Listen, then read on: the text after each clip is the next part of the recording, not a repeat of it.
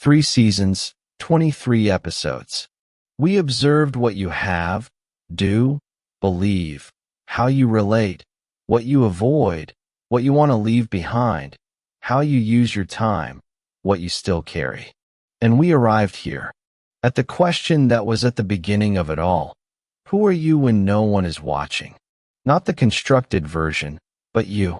Season 1 mapped the objects: drink, car, watch, clothes, house, restaurant. We discovered that beneath each object was the same question: am I enough? The objects were temporary answers to a permanent question.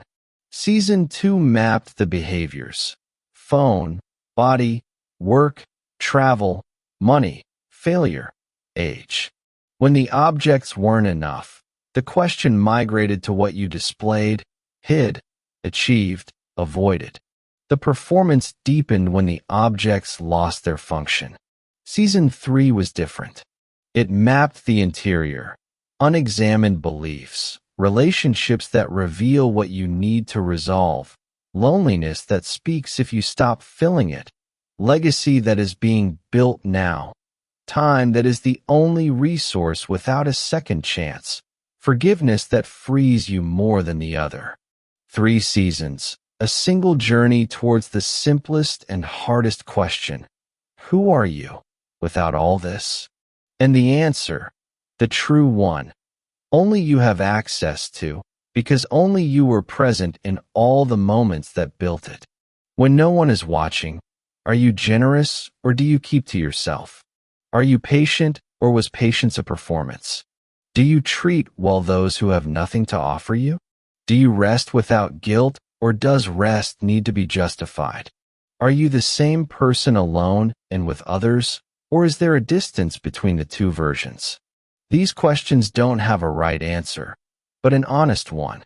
The distance between the honest answer and the desired one is where real growth happens. Not the growth of a resume, but of character. You were born in 1973. You lived each decade in a different Brazil. Survived inflation, confiscation, stability, growth, crisis, pandemic, digital transformation, reinvention. Each phase asked something of you. And what remained from each delivery, wisdom, scars, clarity, is what you are today. You are not the sum of your objects, nor of your behaviors. You are what remained after all this passed, the core that persisted through each transformation. This core was always enough. Not perfect, but enough. The question, am I enough, had this answer all along. The journey was for you to get there. Over 3 seasons, you saw a journey from objects to identity, from what you have to what you are, from performance to presence.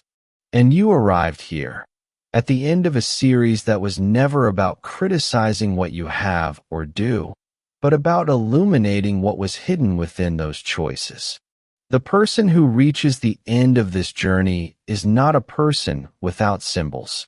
They still have objects, behaviors, a life in the real world, with all its complexities. But the relationship with the symbols changed.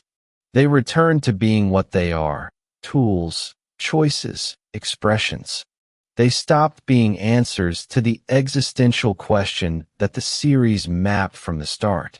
The question, am I enough? Which was at the heart of each episode, each object, each behavior, each phase of life, can finally receive the answer that was always available and never needed any symbol to be true. Yes, you always were.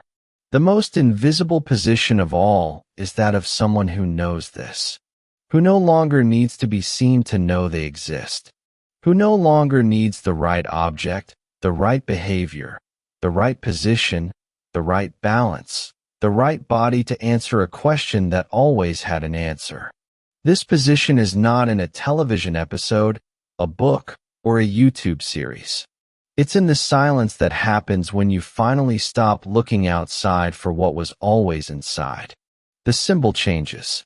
The need is the same, until one day it ceases to exist. And then, finally, you appear. Of everything the entire series explored, what changed in the way you see yourself? One thing. Just one. In the comments. Thank you for making it this far.